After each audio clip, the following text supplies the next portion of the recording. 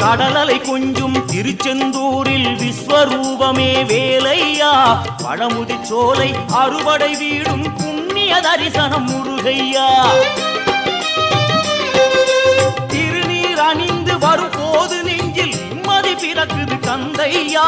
சுகனே சிவனார் மகனே உன்னை பாட பாட சுகமாகுதையா வேல் முருகா அரோகரா அரோகரா வேல் முருகா